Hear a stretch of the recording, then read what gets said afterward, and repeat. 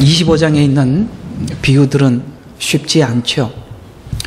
역시 마찬가지로 양과 염소의 비유도 자신들이 알고 있는 어떤 신앙관을 가지고 풀면 또 잘못 풀립니다. 이게 참 새 비유들이 많이들 해석하는 비유이지만 사실은 정확한 성경 전체의 맥락을 모르면 이해하기가 참 어려운 내용이죠.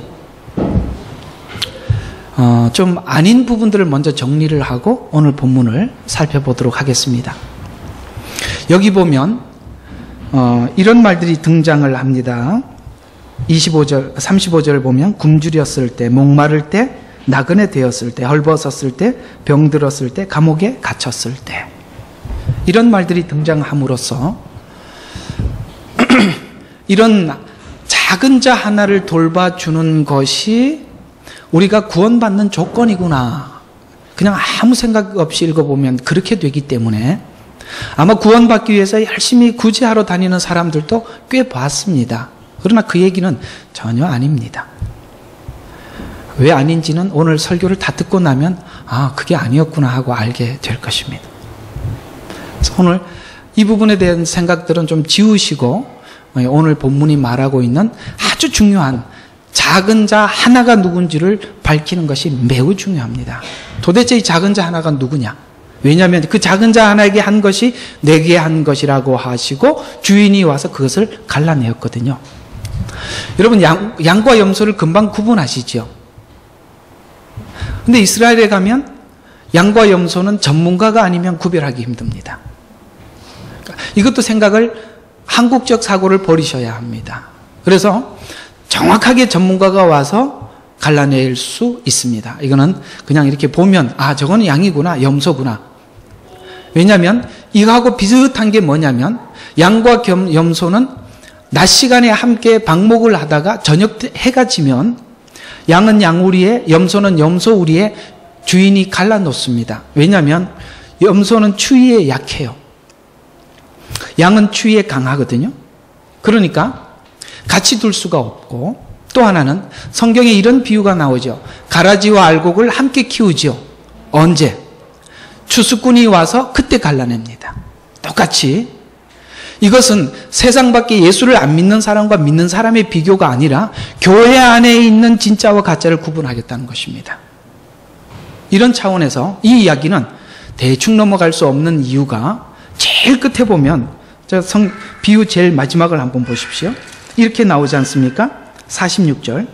그러므로 이들은 영원한 형벌에 들어갈 것이라. 그러나 의인들은 영원한 생명으로 들어가리라.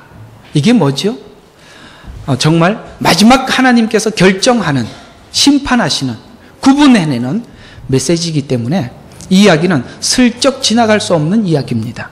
또 앞에를 보시면 달란트 비유도 마지막에 이렇게 이야기를 하고 있습니다. 30절. 너희는 그 쓸모없는 종을 바깥 흑암에 내어 던지라. 거기서 울며 이를 갈고 있으리라. 이것도 역시 동일한 이야기입니다. 그래서 25장의 비유는 정확히 풀어야 됩니다. 왜냐하면 굉장히 중요한 메시지이기 때문에 그렇습니다. 그런 차원에서 오늘 이 비유들을 잘 좀 경청하시고 여러분들 이 부분에 대한 충분한 이해가 여러분의 있기를 바랍니다. 자, 본문 해석을 한번 보도록 하죠. 자, 24장 오늘 31절을 보면 인자가 그의 영광 중에 오고, 재림입니다. 재림이죠.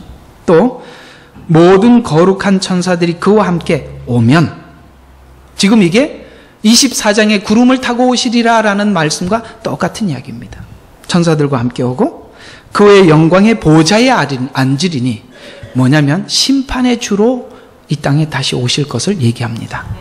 제가 25장을 3시간에 걸쳐서 하고 있는데 다음 주에는 23, 24, 25장을 연결시켜서 한번 딱 그림을 그려주면 이렇게 한눈에 들어오게 될 것입니다. 다음 주에도 한 번 더 해드릴 테니까 오늘은 양과 염소의 비유에만 좀 국한돼서 설명을 하도록 하겠습니다. 이것이 23장부터 어떻게 연결되어 있는지 다음 주에 한 번 더 설명을 드리도록 하겠습니다. 그냥 다음 주에 바로 10장을 가려고 그랬는데 아무래도 한 번 더 연결을 시켜주고 가야 여러분들에게 좀 더 보는데 도움이 될 것 같아서 그렇습니다. 그래서 여기 있는 31장은 31절을 보니까 정확히 뭐죠? 주의 재림에 대한 메시지죠. 이것과 동일한 메시지들이, 그러니까 이게 이 내용이 왜 이렇게 그 양과 염소의 비유가 등장하느냐면 24장 3절, 마태복음 24장 3절에 보면 이 질문이 계속 24, 25장까지 넘어가는 거거든요. 이 질문이 뭐냐면 24장 3절에 보면 언제 이런 일이 있겠으며, 그 다음에 이게 언제 이런 일이라는 말은 예루살렘의 멸망을 이야기하는 것입니다. 언제 이런 일이 있겠으며 또 주께서 오실 표적, 그러니까 24장에는 오실 표적들이 쭉 나열되어 있고, 그 다음에 세상의 끝의 표적이 어떤 것인지 말씀하여 주소서가 24장 후반절부터 25장에 설명되고 있고, 25장 양과 염소의 비유가 주님이 오셔서 무엇을 하시는가에 대한 얘기를 양과 염소를 통해서 말씀하고 있는데 뭐죠? 갈라낸다는 거죠. 사실은 이 부분이 우리에게 가장 마음에 준비해야 될 부분인데, 이미 열처녀 비유와 달란트 비유를 통해서 무엇을 준비하고 어떻게 깨어 있어야 하는지 저번 주에 2시간 동안 말씀을 드렸습니다. 그런데 좀 한번 계속 좀 보죠. 그래서 31절, 41절 보면 41절 한번 봅시다. 그때의 왕이 왼편에 앉은 자들에게도 말하기를 너희 저주받은 자들아, 너희 내게서 떠나 마귀와 그 천사들을 위하여 준비한 영원한 불 속에 들어가라. 영원한 불 속, 이렇게 이야기하면 다시 기회가 없다는 이야기가 되는 거죠. 자, 이렇게 연관이 되어 있는데 이 내용과 같은 의미를 가지고 있는 성경 구절이 마태복음 16장과 요한계시록 20장에 이렇게 등장하고 있습니다. 인자가 자기 아버지의 영광으로 자기 천사들과 함께 오리니 그때 그가 각자에게 그들에게 행한 대로 상 주실 것이라. 계시록 20장 12절과 15절을 잘 기억하십시오.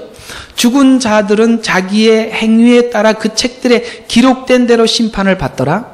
바다도 그 안에 죽은 자들이 넘겨지고, 그 다음에 또 사망도 지옥도 그들 안에 있던 죽은 자들을 넘겨주니 그들의 각자 자기들의 행위에 따라서 심판을 받으며 사망과 지옥도 불못에 던지리니 이것이 둘째 사망이라. 누구든지 생명책에 기록되지 않는 자들은 불못에 던지리라는 말이 오늘 양과 염소의 비유와 같은 이야기입니다.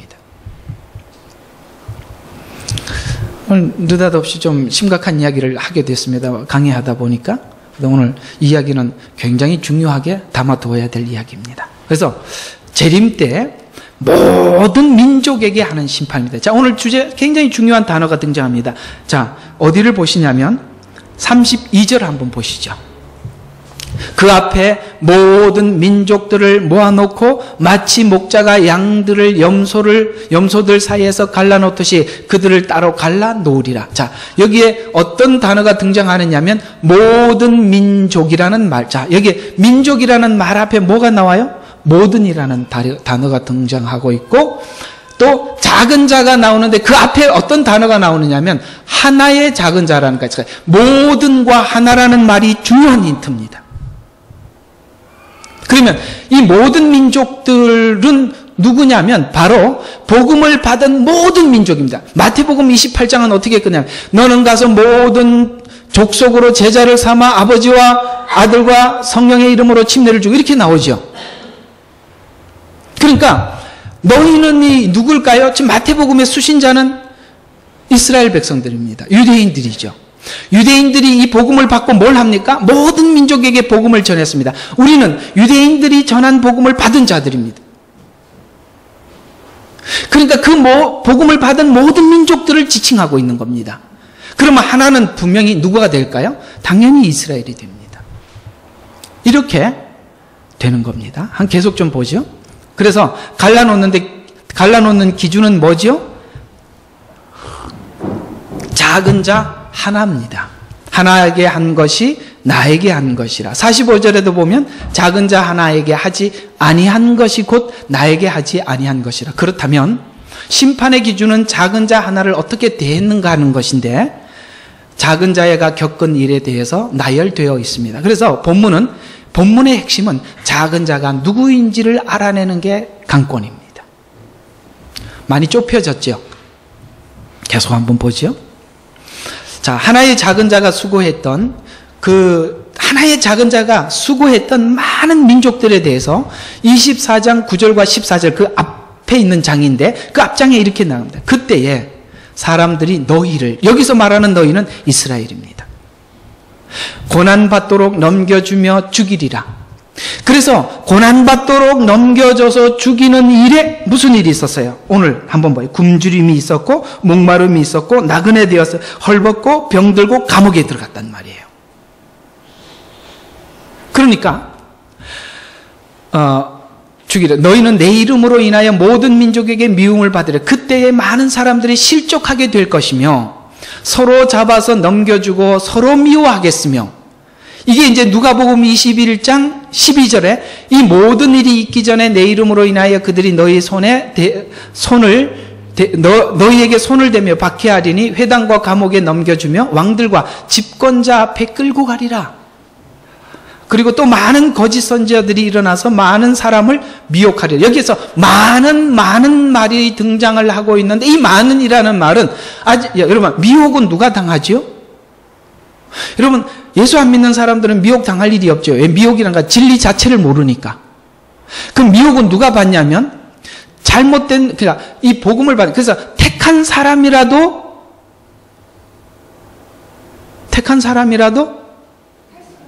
그렇죠. 할 수만 있다면 택한 사람이라도 넘어뜨리려고 한다는 말이죠. 그러니까 여기에서 많은 사람들이라는 단어는 택한 자들과 함께 들어가는 거예요. 그래서 마지막 때 마태복음 24장에 너희가 미혹을 받지 않도록 주의하라. 이렇게. 요거 이제 다음 주에 제가 한번 더 정리를 해드릴게요. 거짓 선지자들이 어떤 방법을 사용해서 어떻게 우리를 미혹하는가 이제 다음 주에 한번 더 설명하도록 하고, 자, 불법이 성행하여 사람의 사랑이 식어지리라. 그러나 끝까지 견디는 자는 구원을 얻으리라. 그래서 14절에 보면 이 왕국 복음이 모든 민족에게 증거되기 위하여 온 세상에 전파되리니 그런 후에야 끝이 오리라. 이 사명을 누가 감당한다고요? 유대인들이 감당을 하고 또 하나는 나아가서 오늘 복음을 받은 우리들이 이 사명을 감당하는 거예요. 여기서 말하는 이 작은 자는 원래 정확하게는 유대인을 지칭하면서도 또 하나는 뭐냐면 복음을 받은 사도들과 같이 복음을 전하는 모든 사람들을 이야기하고 있습니다. 다음에 좀 뒤에 나오니까 하도록 하고, 자, 보냄을 받은 자는 작은 자를 어떻게 영접하여 대해주는가에 대해서, 자, 마태복음 10장 40절과 42절에 보면 너희를 영접하는 사람은 곧 나를 영접하는 것이며, 아멘이시죠? 예. 여러분, 복음을 전하는 사람을 영접하는 것은 곧 하나님을 영접하는 것입니다. 그리고 또 나를 영접하는 사람은 곧 나를 보내신 분을 영접하는 것이라. 자, 무슨 뜻이냐면 보십시오. 성경에 이런 말씀이 등장하고 있습니다. 자, 보내지 않는데 어찌 들으리요? 듣지 않는데 어떻게 구원받겠으며? 그렇죠? 그렇다면 여러분들에게 지금 와서 누군가가 복음을 전하고 말씀을 전한다면, 그러면 이건 무슨 일이냐면 누군가가 보냈기 때문에 와서 전하는 거예요. 그 사람이 전하는 것으로 보지 않고 누군가가 보낸 자가 있다는 것을 믿는 것입니다.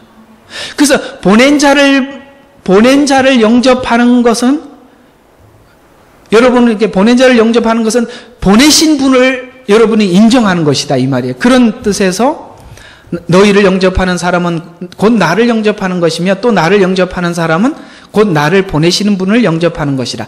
선지자의 이름으로 선지자를 영접하는 사람은 선지자의 상을 받을 것이요. 이걸 구약에서 하나님의 말씀을 들고 가서 전하는 사람을 선지자라고 말했습니다. 오늘날 하나님의 말씀을 들고 가서 전하는 사람을 성경에는 에베소서에 여럿을 세워두었죠. 어떤 사람은 하나님의 목사로, 교사로, 복음을 전하는 자로, 사도로, 선지자로, 이렇게 하나님이 쭉 세워놓은 그 사람들을 두고 하는 얘기입니다.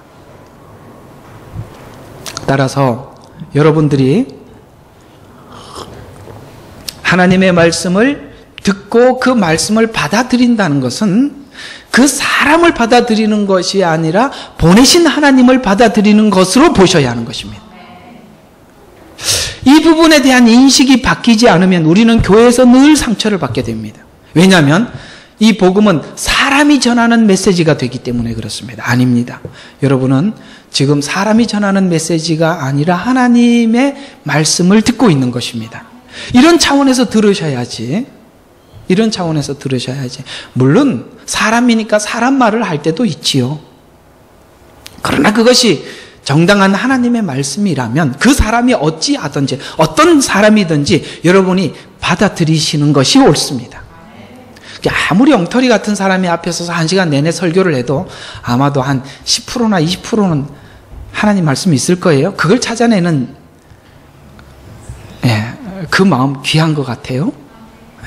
저는 한 80%는 되지만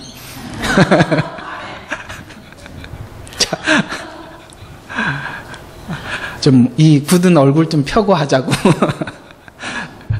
그 다음에 의인의 이름으로 의인을 영접하는 사람은 의인의 상을 받을 것이라. 또 제자의 이름으로, 여기에 제자의 이름이라는 말 뒤에 뭐가 등장하냐면 바로 작은 자들 중 하나 이렇게 등장합니다. 그러면 이 작은 자는 지금 뭐였어요? 아까 이스라엘 백성들이요 복음을 전하는 제자들이었습니다. 왜냐하면 사도 바울은 작은 자보다 더 지극히 작은 나에게 이렇게 말씀하고 있습니다. 작은 자들은 대체적으로 성경에 등장하고 있는 작은 자들은 복음을 전하는 자로 등장하고 있다는 사실입니다. 그래서 하나에겐 마실 냉수 한 잔이라도 주면, 이게 뭐냐면 냉수 한 잔을 준다는 것, 여러분 요즘은 정수기에서 쭉 빼갖고 주면 편하지만 이 성경이 기록된 당시에 냉수 한 그릇을 준다는 것은 쉬운 일이 아니고, 냉수 한 그릇을 준다는 의미는 그를 받아들인다는 의미를 여기서 담고 있는 것입니다. 그러니까 냉수를 줬다라는 말의 의미보다 그를 내가 받아들였다는 의미입니다. 그래서 냉수 한 그릇을 주면 가서 먹고 대화를 하게 되지만 그들이 거부할 때면 예수님이 뭐라고 말씀하셨어요? 신발의 발을 털어버려라. 이게 무슨 뜻이냐면 다시 누군가가 다시 와서 이 복음을 전할 기회가 없을 것 같은 마음으로 전하라는 거예요. 발을, 먼지를 털어버리라는 것은 그 사람이 아주 이건 몰상식한 사람이다, 다시는 오지 마라, 이런 뜻이 아니라 전하는 내가 마치 마지막으로 복음을 전하는 것 같이 전하라는 뜻이에요. 두 번 다시 이 사람에게 누군가가 찾아오지 않을 것이라는 마음으로 전하라는 뜻이에요. 주면 진실로 내가 너희에게 말하노니 그는 결코 자기 상을 잃지 아니하리라 하시더라 라는 말이 뭐예요? 내가 다시 오리니 각 사람에게 줄 상이 있어. 무슨 상? 바로 이 상이에요. 어때요? 여러분 복음을 전하는 자로 사시겠습니까? 또 복음을 전하는 자를 받아들이고 영접하는 마음으로 사시겠습니까? 사실 우리 인생에 이 부분이 굉장히 중요한 것은, 복음을 전하는 사람을 받아들이고 내가 다른 사람에게 복음을 전한다는 것은 무슨 뜻이냐면 그가 복음을 소중히 여기고 있다는 뜻입니다. 아닌가요? 복음을 전하는 사람을 소중히 여긴다는 것은 내가 복음을 소중히 여기기 때문에 그렇습니다. 또 내가 복음을 다른 사람에게 전한다는 것은 내가 가장 가치 있는 걸 남들에게 준다는 뜻인데, 그것은 그 사람이 당연히 복음을 가장 가치 있게 여기기 때문에 하는 행동 아니겠습니까? 그래서 보낸 자와 보냄을 받은 자를 대하는 것의 관계는 결국 보냄을 받은 자를 영접하는 것은 보낸 자를 영접하는 것이다. 보냄을 받은 자가 받을 고난이 다음과 같이 기록되어 있습니다. 자, 그래서 제가 한 가지 좀 질문을 한번 해보겠습니다. 여러분이 이 교회를 오셨습니까? 아니면 하나님이 여러분에게 저를 보냈습니까? 내가 오늘 꼭 묻고 싶었습니다. 여러분이 이 교회를 오셨습니까? 아니면 제가 하나님께서 여러분을 위해서 저를 보냈습니까? 그러나 성경적인 대답은 이쪽입니다. 여러분을 위해서 저를 보냈다라고 성경은 이야기합니다. 그렇다면 여러분들이 누가 더 소중해요? 그러니까 저와 여러분 사이에서 누가 더 소중하냐고요? 여러분이 사실 저를 더 소중히 여겨주셔야 정상입니다. 근데 이 교회에 대한 생각들이 잘못돼가지고 여러분이 교회를 선택했고 하나님이 우리를 서로 만나게 해주셨다는 거, 여러분을 위해서 저를 보냈다는 사실에 대해서 성도들이 인식이 너무 부족한 탓에, 왜 그러냐면 하나님께서 여러분을 구원하셨고 여러분을 구원하시고 여러분을 양육하게 하기 위해서 목자를 보냈다는 사실에 대해서 여러분들은 굉장히 귀하게 여기셔야 돼. 이게 바로 작은 자 하나를 소중히 여겨줄 수 있는 마음을 갖는 거예요. 그래서 이 보냄을 받은 이스라엘이 받는 고난을 우리는 그 고난을 이해해야 하고 함께 참여할 수 있어야 하는데요. 자, 이 고난에 대해서 로마서 8장 36절에 이렇게 말씀합니다. 기록된 바와 같은, 여기서 기록된 바와 같다라는 신약 성경의 내용들은 다 구약 성경을 이야기하고 있습니다. 시편 44편에 우리가 주를 위하여 온종일 죽임을 당하였으며 도살할 양으로 여김을 받았나이다 라고 하였느니라. 그러나 이 모든 일에서 우리를 사랑하시는 그분으로 말미암아 우리가 이기는 자들보다 더 나으니라 라고, 그들이 이렇게 굉장히 어렵고 고통스러운 상황 속에서 하나님을 사랑하는 마음으로 그들이 극복하고 있는데, 그들이 이 극복한 마음을 이 35절 그 앞에서 이렇게 표현하고 있습니다. 누가 우리를 그리스도의 사랑에서 떼어놓을 수 있으리요? 환난이나 곤경이나 박해나 기근이나 헐벗음이나 위협이냐 칼이랴라는 말이 오늘 작은 자가 오늘 본문의 그 몇 절이에요? 35절 36절에서 이들이 당하고 있는 똑같은 복음을 전하면서 당하고 있는 어려움들을 이야기하고 있는 거예요. 여러분들 있잖아요. 복음을 받은 우리들은 복음을 전하는 자를 소중히 여겨야 하고, 또 지금 복음을 전하고 있는 사람들에 대해서 관심을 갖는 건 당연한 일이에요.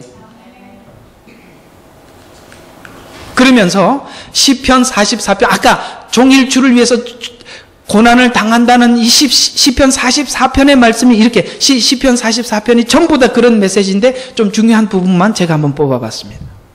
주께서 행하신 일을 우리 조상들이 우리에게 일러주시기에 우리가 우리 귀로 들었으니, 이게 뭐냐면 이스라엘에게 행하신 이야기들을 우리 조상들을 통해서 내가 들었습니다 라고 시편 44편에 말씀하시면서 주께서 어떻게 주의 손으로 이방을 내어 쫓으시고 가나안 땅을 하나님께서 거민을 쫓아내신 이야기죠. 우리 조상들을 가나안 땅에 심으셨으며 주께서 어떻게 그 백성을 괴롭게 하시며 그들을 쫓아내셨는가 하는 것이니이다. 결국은 무슨 뜻이냐면 하나님께서는 하나님 존재를 모든 인류에게 전하고 싶은데 모든 인류에게 동시에 전할 수가 없어서 하나님은 하나님의 백성들을 택하셔서 그들과 언약하시고 그들의 역사 속에서 하나님의 언약하신 대로 이루어 갔다는 사실을 성경에 기록하게 하고 그 기록된 사실을 모든 이방인들에게 선포하여 하나님의 존재를 알리기 위해서 택한 이스라엘 백성들이란 말이에요. 그래서 우리는 지금 가지고 있는 성경책은 이스라엘 전 역사예요. 왜 하나님은 역사를 통해서 하나님을 증명하시느냐면, 모든 인간이 만든 종교는 신화입니다. 신화는 역사가 없어요. 그런데 성경은 역사가 있다는 것은 역사의 주관자가 하나님임을 알리기 위해서 긴 시간 성경을 기록하게 하셨는데, 성경이 기록된 총 연도수가 약 1500년 정도 됩니다. 가장 오래된 성경이 욥기서예요. 가장 마지막에 기록된 성경이 신약 성경, 그 AD 100년 그 사이에 기록되었지만 그 총 연수를 보면 약 1400에서 1500년이라는 기간을 통해서 하나님은 하나님의 역사들을 기록하셨습니다. 왜요? 하나님은 살아계시고 역사하신다는 사실이에요. 저는 옛날에 제가 섬겼던 목사님 늘 기도하실 때마다 살아계시고 역사하시는 하나님 아버지 이렇게 기도를 하셔서, 아니면 하나님이 죽었다는 얘기인가? 맨날 그냥 살아계시고 누가 그걸 모르나? 이렇게 생각을 했는데, 살아계시고 역사하신다는 말이 원래 원어를 보니까 이렇게 여호와라는 단어였어요. 이게 무슨 뜻이냐면 살아있고 역사한다는 말은 이런 뜻입니다. 하나님 여호와라는 말의 뜻은 내가 나의 됨을 한 번도 놓지 않았다라는 뜻입니다. 내가 나의 됨을 한 번도 놓지 않았다. 이게 무슨 뜻이냐면 하나님께서 약속하시고 약속하신 대로 이루는 일을 한 번도 제쳐놓지 않고 그대로 지속했다는 말이 살아있다, 역사한다라는 말로 표현을 했더라고요. 그래서 그건 여호와라는 말을 풀어 쓴 말이었다라는 걸 그때는 몰라서 늘 그렇게 기도하는데 좀 그랬는데 지금 보니까 그 참 귀한 고백이었던 것 같아요. 하나님이 역사를 통해서 증명하는 이유는 신화가 아니라는 거예요. 실제 존재하시는 하나님이라는. 그래서 시편 44편이 그걸 고백하는 거예요. 그래서 이렇게 일하신 하나님을 이스라엘 백성들은 충분히 알고 있었기 때문에 8절 알고 있었기 때문에 이렇게 이야기합니다. 우리가 온종일 주님을 자랑하며, 이게 바로 뭐예요? 자랑하며 찬양한다는 것은 이스라엘 백성들이 하나님 존재에 대해서 이방 세상 사람들에게 알리고 전파하고 전도했다는 뜻입니다. 그런데 전도를 했는데 하나님은 이스라엘 백성들에게 어떻게 하셨어요? 그러나 9절 보면 주께서 우리를 버리시고 수치를 당하게 하셨으며, 이게 이스라엘이 받은 고난이에요. 우리의 군대들과 함께 진군하지 아니하셨나이까? 주께서 우리를 마치 이 복음을 전하는 과정 속에서 뭐같이 하셨다고요? 우리를 잡아먹힐 양처럼 내어주셨고 이방 가운데 우리를 흩으셨나이다. 이게 이스라엘의 전 역사예요. 왜 하나님은 이스라엘 백성들을 이방 가운데 흩을 수밖에 없었을까요? 이스라엘 백성들이 하나님 앞에 심판을 당한 모든 기준은 신명기를 기준으로 해서 그들이 하나님 앞에 잘못했을 때 화를 받고 그들이 잘했을 때 복을 받았습니다. 왜 하나님은 이스라엘 백성들에게 유독 그렇게 할 수밖에 없었냐면, 하나님은 이스라엘 백성들과 약속을 하셨고 그 약속이 성취됨을 모든 인류에게 알리는 것만이, 죄는 하나님이 넘어갈 수가 없고 내가 이 기준을 가지고 분명히 죄와 의를 하나님께서 구분하신다고 말씀하셨기 때문에 이스라엘 백성들은 유일하게 그들의 잘못할 때마다 하나님은 그들에게 벌을 줄 수밖에 없었어요. 이방인들은 그보다 더 심하게 살아도 아무 손도 안 댔죠. 그렇다면 여러분들은 지금 누굴까요? 이스라엘 백성들과 동일한 상황에 들어와 있습니다. 여러분은 잘못하는데도 하나님이 아무것도 안 한다면 그거는 심각한 문제가 있는 것입니다. 정녕 우리가 주를 위하여 온종일 죽임을 당하였으며 도살할 양으로 여겨졌나이다. 어찌하여 주의 얼굴을 가리시며 우리의 고난과 압제를 잊으셨나이까라는 고백을 할 지경에 이르기까지, 그 지경에 이르기까지 그들은 고통스러웠다라고 고백합니다. 복음을 열심히 전하고 살면 하나님은 하나님의 사도요, 복음을 전하는 자라는 것을 사람들에게 영광의 증거로 나타내지 않고 고난을 받게 하시고 고난을 극복하게 하셔서 똑같은 고난을 당하고 있음에도 불구하고 그걸 극복하는 모습을 보면서 하나님이 존재하시는구나, 하나님을 믿는구나 라고 보게 하더라는 것이에요. 여러분 고린도 후서 11장인가요? 거기 보면 바울이 당했던 고난들을 쭉 나열을 합니다. 많이 맞고, 그 다음에 유대인들로부터 고통을 당하고, 광야의 위협, 그 다음에 강의 위협, 자지 못함, 배고픔, 흑암 가운데 있고, 이런 일들을 쭉 설명을 하면서 그걸 왜 기록했냐면, 여러분 우리가 우리 자신을 위해서 산다면 이런 고통을 겪으면서 살지는 않을 거예요. 적당히 살고 말지. 하나님께서 부르신 사명이요, 하나님께서 부르신 사역이기 때문에 그가 이런 고통 가운데서도 극복할 수밖에 없었다고 말씀하고 있는 거예요. 그게 내 일이었더라면 그걸 하겠냐 이 말이에요.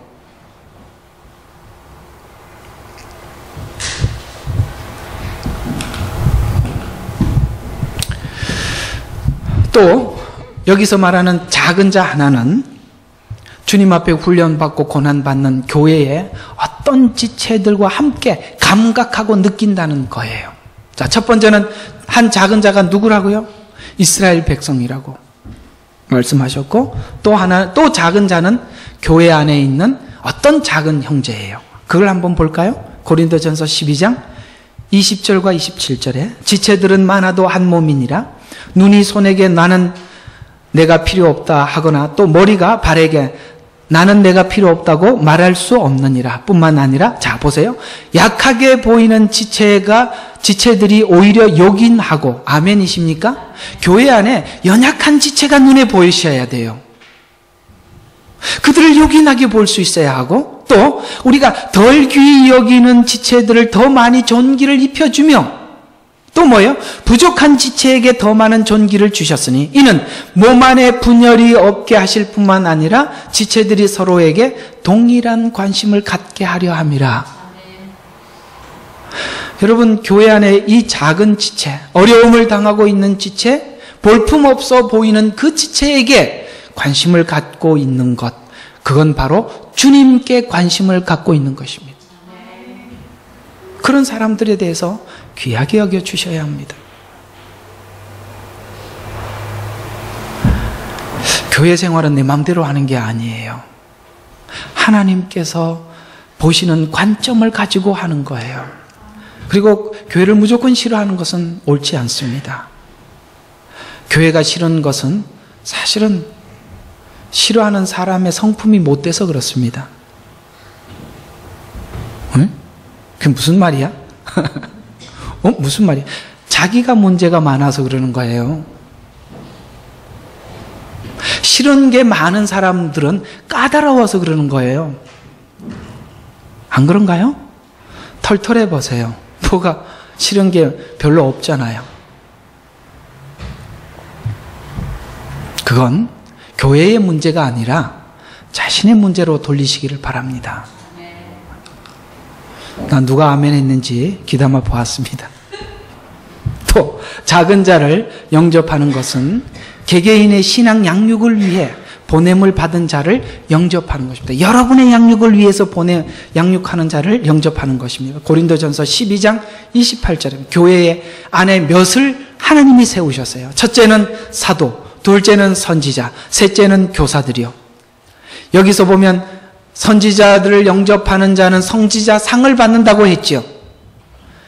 그 다음에 같은 지체로 묶여있는 증거는 돌보기 위해 보냄을 받은 자를 받아들이고 지체들과 함께 영광과 기쁨과 고통을 함께 느끼는 것입니다. 따라서 내가 여러분이 교회를 선택한 것이 아니라 하나님께서 나의 목양을 위해서 사람을 보냈다고 믿기 때문에 그래서 하나님께서 나를 보낸 자와 함께 하는 것 매우 중요한 것입니다.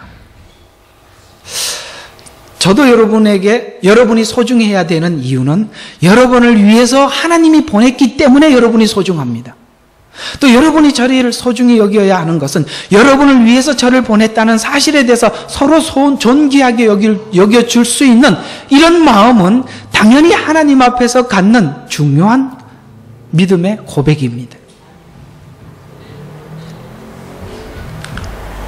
따라서 작은 자는 복음을 전달하고 예언의 성취, 복음 증거를 위해서 택한 이스라엘과 복음 전파를 위해서 파송받은 자들이며 이들이 당하는 순환은 구원을 위해 고통당하신 십자가의 순환을 이어 고난을 당하는 이스라엘과 사도들과 복음을 전파하는 자들을 두고 한 말이라고 오늘 이렇게 결론을 내리면서 이 부분에 대한 충분한 이해를 한 바울의 고백을 한번 들어보면 골로새서 1장 24절에 보면 바울이 이 사역을 하면서 사도의 사역을 하고 복음을 전파하는 일을 하면서 이렇게 고백을 하고 있는데 보십시오. 여러분들도 이 고백이 여러분에게 남아있거든요. 똑같이 같이 한번 읽어보죠. 아주 중요한 고백입니다. 시작. 이제 내가 너희를 위하여 받는 나의 고난들을 기뻐하고 또 그리스도가 고통받으신 이후에 있는 것을 그의 몸인 교회를 위하여 내 육신에 채우노라.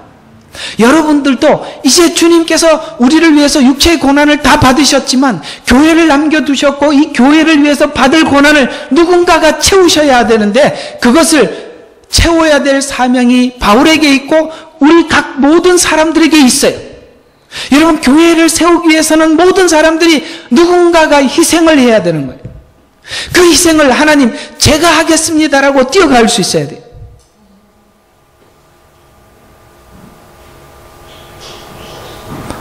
다 필요 없다. 교회나 열심히 다니자. 그건 뭐 알아서들 그냥 누군가 하겠지. 이렇게 생각하기에는 여러분은 이제 지났습니다. 그렇게 생각할 때가 아닙니다. 어때요? 이런 생각이 드나요? 여러분이 이런 생각까지 들었다면 여러분은 정상적인 구원 안에 들어와서 사고하고 있습니다. 이 생각까지 들었을까요?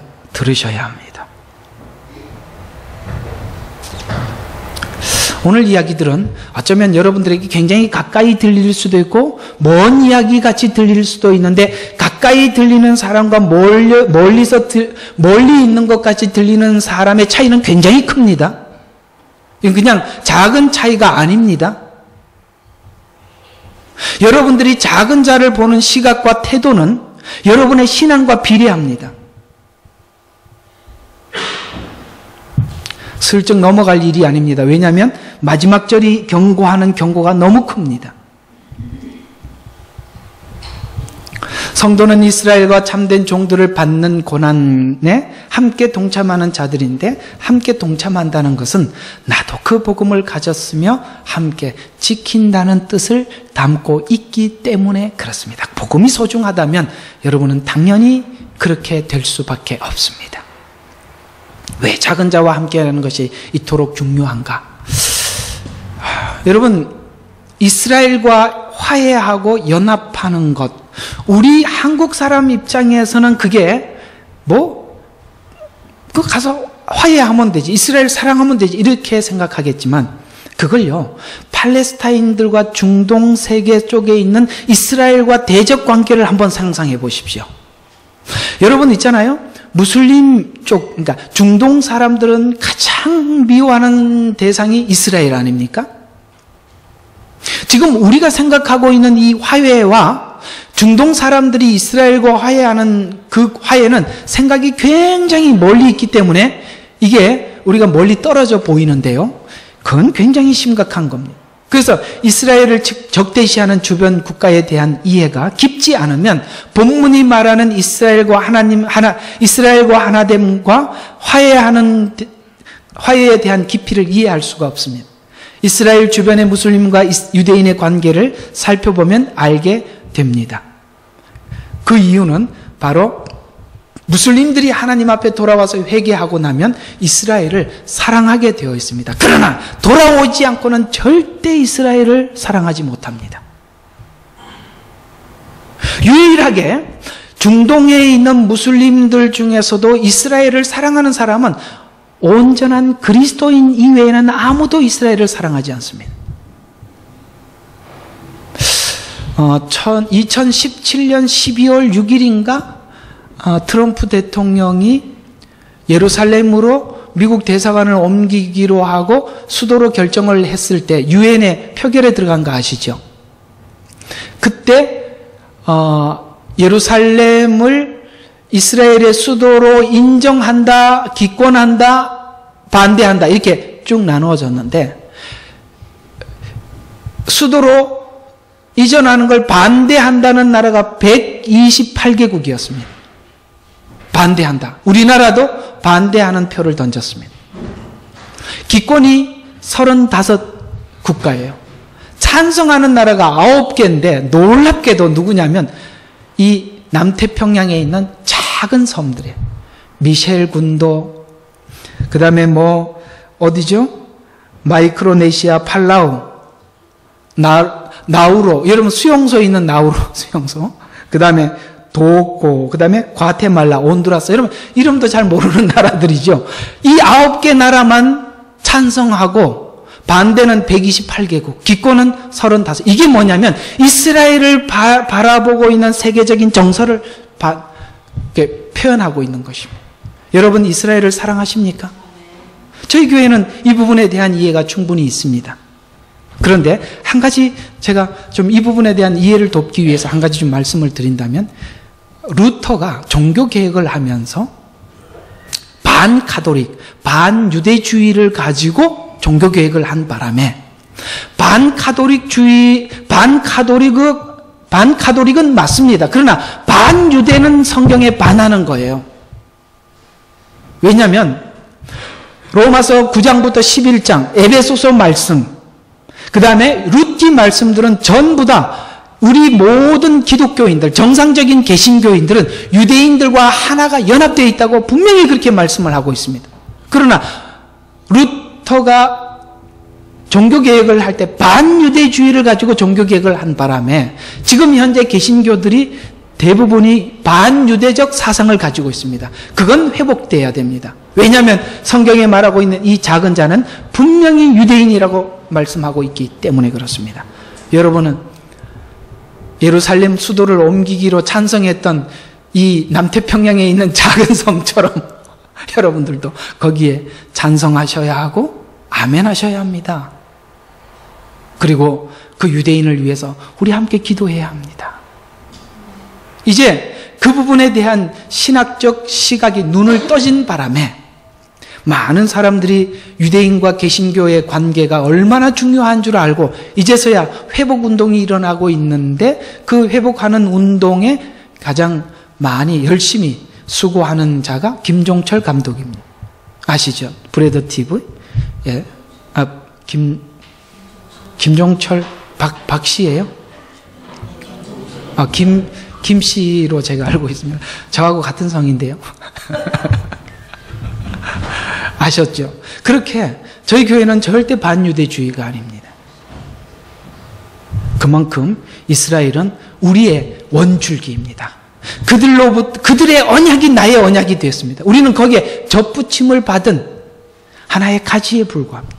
그렇다면 우리는 당연히 이스라엘을 관심을 가져야. 왜냐하면 하나님은 이스라엘을 두고 나의 눈동자라고 말씀하고 있습니다. 우리는 그들과 함께 해야 하고 그들이 이 복음을 전하는 일을 위해서 수고하는 과정 속에 있었던 굶주림, 목마름, 나그네 되었을 때, 헐벗었을 때, 병들었을 때, 감옥에 있을 때 우리는 그들과 함께 해야 하고 그들을 돌봐야 합니다. 그건 당연한 것입니다. 그리고 여기 보면 작은 자에게 한 것을 아는 자와 모르는 자, 그러니까 차이가 있습니다. 여러분 기억하는 일과 기억하지 못하는 일이 대체적으로 어떤 일이냐면, 여러분 자식들에게 베푼 거는 기억을 못하는데 다른 사람에게 한 500불 빌려준 거, 100불 빌려준 거 지금 못 받은 거 생각나죠? 떼먹어 본 적이 없다. 왜냐하면 당연히 베풀어야 될 사람에게 한 것은 기억이 안 나는데 준 만큼 받기로 한 사람이 줬는데 안 준 거는 기억이 나요.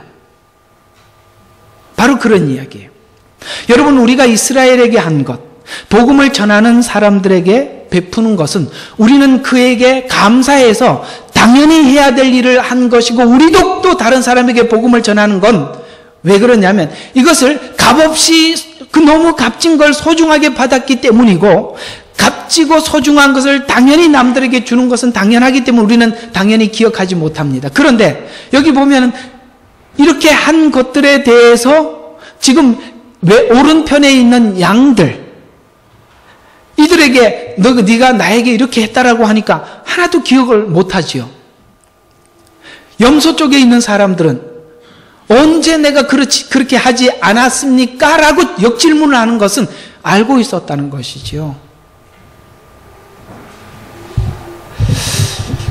여러분, 이 복음으로 받은 은혜가 너무 값지고 소중하고 거저받았다는 사실을 안다면 주님께서 말씀하신 것처럼 너희도 거저받았으니 거저주라 라는 말씀에 동의하신다면 우리에게는 남들에게 나누어 주는 것에 대해서 아무것도 기억하지 못할 것이고, 또 이 복음을 전하기 위해서 원줄기가 된 이스라엘 백성들이 우리에게 성경을 전해주기 위해서 그들이 겪었던 수많은 과거의 역사들, 사실은 이 일을 위해서 그들이 얼마나 많은 고통을 겪었습니까?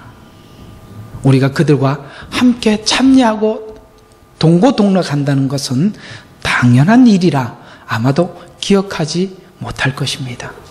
바로 이런 차이 속에서 오른쪽에 있는 자들과 왼쪽에 있는 자들이 기억하는 것과 기억하지 못하는 것으로 성경은 그렇게 나누고 있습니다. 자, 우리 마지막 절 하나 보고 결론을 내려보도록 하겠습니다. 자, 우리 46절을 한번 같이 보죠. 그러므로라는 말은 양과 염소의 비유의 전체를 망라해서 내린 결론이죠. 이들은 영원한 형벌에 들어갈 것이라. 그러나 의인들은 영원한 생명으로 들어가리라고 하더라. 이 무슨 뜻이냐면 영원한이라는 말과 그 다음에 형벌, 영생 이런 단어가 등장함으로써 중간지대는 없다. 중간지대는 없다. 무슨 뜻일까? 다시 기회는 없다. 우리가 믿음 생활하는 것은 우리는 두 번 다시 기회가 없는 것 같은 마음으로 오늘 이 자리에 있으셔야 하는 것입니다.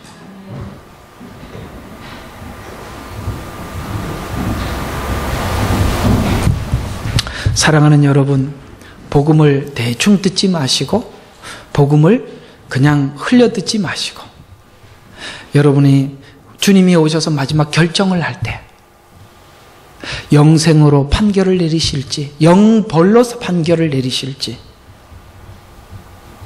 여러분이 지금 그 작은 자 하나를 대하는 태도는 여러분들이 복음을 전하는 태도와 동일시하고 있다는 관점에서 여러분이 지금 신앙이 어디까지 와 있는지 늘 점검하시고 체크하시기를 주님의 이름으로 축원합니다. 결론을 내려보겠습니다.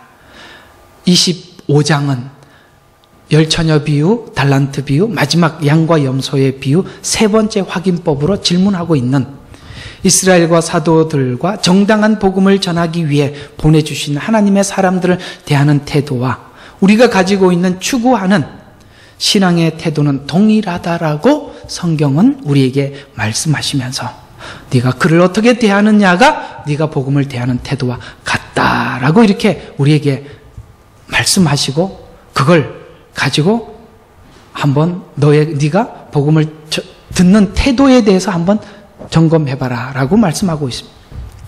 왜냐하면 대사를 대하는 것은 보낸 자를 대하는 태도와 같기 때문입니다. 그래서 이 말씀으로 오늘 이야기를 마쳐보려고 합니다. 로마서 11장 16절과 18절에 보면 첫 열매는 누구예요? 이스라엘입니다. 첫 열매가 거룩하면 뭐예요? 빵 덩어리인 우리도 뭐가 돼요? 거룩하고 그 다음에 뿌리가 거룩하면 그 가지도 거룩하니 아셨습니까?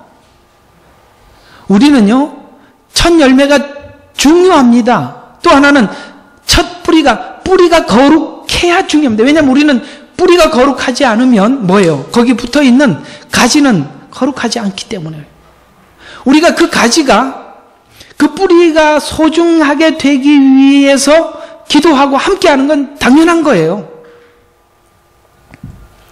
거룩하니 또한 만일 가지들 가운데 얼마가 꺾여지고 돌 올리브 나무의 뿌리와 기름진 것을 함께 받게 되었다면 그 가지들에게 자랑하지 말라. 내가 자랑하여도 내가 뿌리를 지탱하는 것이 아니고 뿌리가 너를 지탱하는 것이라. 아멘이시죠? 여러분 하나님께서 우리하고 맺은 언약이 하나도 없습니다. 이방인들과. 모든 언약은 이스라엘과 언약을 한 것이지 우리는 언약 받은 적이 한 번도 없습니다. 그러나 그 받은 언약에 우리가 접붙이게 됨으로 그 언약이 내 언약이 되어 있을 뿐이에요. 그래서 여러분 가지가 스스로 지탱할 수는 없어요. 누가? 뿌리가 지탱해 주는 거예요.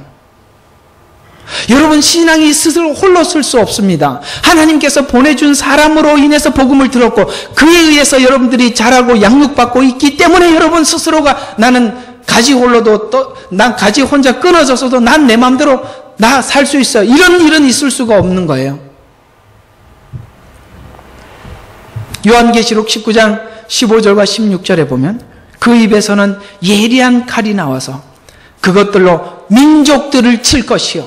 오늘 보니까 모든 민족들에게 하나님이 심판하시는 예리한 칼로 치는, 또 철장으로 그들을 다스릴 것이며 그는 전능하신 하나님의 맹렬한 진노로 포도주 즙틀이라는 말은 이 요한계시록 16장 앞에 보면 하나님께서 발로 밟는 심판의 포도주 즙틀. 왜냐하면 그 당시 유대인들이 포도주를 수확하고 난 뒤에 한 곳에 담아서 발로 밟아서 그 즙을 냈거든요. 그건 심판을 이야기하는 거예요. 즙틀을 밟으실 것이라. 또 그의 옷과 넓적다리에 이름이 기록되어 있는데 만왕의 왕 만주의 주. 이게 뭐예요? 오늘 마태복음 25장 31절의 말씀처럼 동일한 이야기죠. 인자가 그의 영광 중에 오고 또 거룩한 천사들과 함께 오면 그때에 그가 그의 영광의 보좌에 앉으리니라는 말과 같은 것입니다. 그래서 그분이 오셔서 마지막 이렇게 심판을 하실 때 누구를? 민족들을 칠 것이요. 예리한 칼로. 무슨 뜻이냐면 양과 염소를 분명히 갈라낸다는 것이죠. 하나님의 말씀의 기준을 가지고 누구는 영생에, 누구는 영벌에, 이 부분에 대해서 하나님이 예리한 칼로 가르듯이 하나님은 마지막에 그것을 결정하는 그날이 올 것이다 라고 말씀하고 있는 것이 바로 이 양과 염소의 비유가 말씀하고 있는 최종 메시지입니다. 사랑하는 여러분, 사실은 우리는 이 복음을 들었다면 오늘 여기에 있는 이 말씀대로 여러분이 지금 하나님 복음 앞에 내가 진지하게 반응하고 진지하게 대하고 있는가는 여러분들이 말씀을 대하는 태도와 동일한 것입니다. 분명히 하나님께서는 여러분에게 많은 메시지를 전할 때마다 여러분에게 많은 부담을 주셨을 것입니다. 그걸 계속 미룰 수는 없어요. 그러지는 못합니다. 여러분 결단하셔야 하고 거기에 분명히 하나님 앞에 바른 반응을 지내셔야 돼요. 이것이 여러분들이 그 작은 자를 대하는 태도는 곧 보내신 이를 대하는 태도와 동일하게 하나님이 여기신다는 것은 바로 하나님을 어떻게 대하는가, 하나님을 어떻게 여기는가에 대한 우리의 반응이요 태도이기 때문에 오늘 이 작은 자를 하나님은 소개하고 있습니다. 얘야, 그 작은 자를 너는 어떻게 대하고 있니? 기도하겠습니다. 사랑이 많으시고 자비로우신 아버지 하나님, 오늘 이 말씀은 우리에게 깊은 무게를, 우리로 하여금 더 많은 생각을 하게 하고 우리가 최후에 하나님 앞에 섰을 때 하나님 어떻게 판정을 내릴까 궁금하게 만드는 말씀입니다. 주님은 한 작은 자를 소개하면서 우리에게 복음을 전해준 이스라엘, 또 이 복음을 전하기 위해서 수고한 사도들, 오늘도 우리에게 복음을 전하며 우리가 하나님 자녀다운 자가 되기 위해서 우리를 양육해 하기 위해 보내준 하나님의 종들을 대하는 태도는 곧 하나님을 대하는 태도라고 오늘 우리에게 말씀하고 있습니다. 아버지 하나님, 원하고 기도하옵기는 사랑하는 성도들이 오늘 이 부분에 대한 믿음과 충분한 이해가 있게 하여 주셔서 하나님 앞에 믿음하는 생활이 더욱더 진지하고 솔직하고 진실하게 하여 주시옵소서. 이제는 우리 주